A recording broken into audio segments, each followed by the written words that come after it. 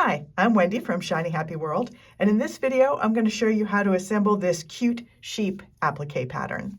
Here's how to make it. Okay, this is the video showing you how to assemble the sheep if you are using a light box. So first, my light box setup. I've got 3 layers. I've got my light box turned as bright as it'll go. I've got my placement guide, and I have a clear silicone sheet. All of my pieces are prepped and ready to go. So I've got fusible adhesive fused onto the back side of the fabric, and then each piece is cut out on the solid lines. Now within each pattern piece, you'll see some dotted lines and some solid lines. So the dotted lines you can ignore. Those are placement guides for people who are not using a light box. The solid lines, however, are stitching lines, and you will need to transfer those over before you peel the back off of the piece and you lose them. So in this case, I am going to stitch both the eyelashes and the smile. So I want to transfer all of those. So you just flip it over so that light shines through and shows those lines, and just go over them with a fine tipped Sharpie, nothing fancy. And it's okay that it's permanent because I'm going to stitch over those lines with black thread so you won't even see them after a while. All right, so we are going to start with piece number 1 because the numbers tell you what piece is what, and they also tell you in what order to lay them down. So I love how this curly coated sheep looks with these big fat polka dots. So 2 is one of his ears.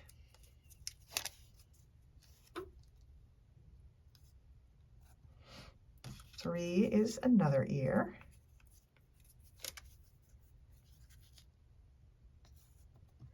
4 is the face.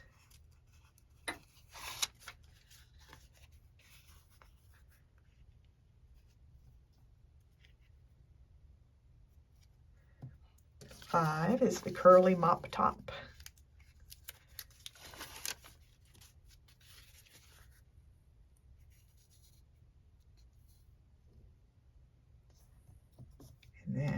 6 and 7 are the eyes. They're identical, so it doesn't matter which eye you put where.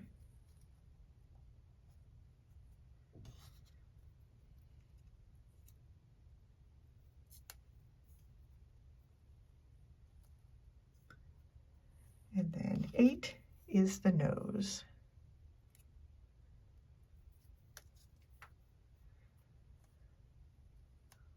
All right, I am going to lift up carefully the silicone sheet and carry this over to my ironing board, and then I'm going to fuse all these pieces together on the silicone mat. Let them cool and then peel them off and then stick them down to my quilted background block. I'll fuse that in place, and then I'll do all the outline stitching and then bring it back and show you this finished sheep and also 2 other sheep that I made in different colors. All right, here is one of the finished sheep I made. On this one, I did do the optional eyelashes because I think that they are super cute. But here's a couple of other versions that I made.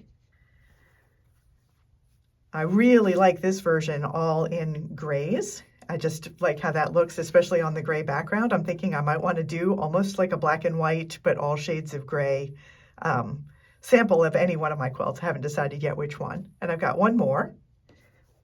This one is the total opposite of a black and white quilt. Totally bright, crazy colors. This is for a lunar zodiac bundle that I'm putting together where all of the animals are in bright gemstone colors and all of the background blocks are red. But that is 3 different versions of the same sheep pattern. You can get it at shinyhappyworld.com. I'm Wendy, and I will see you next time.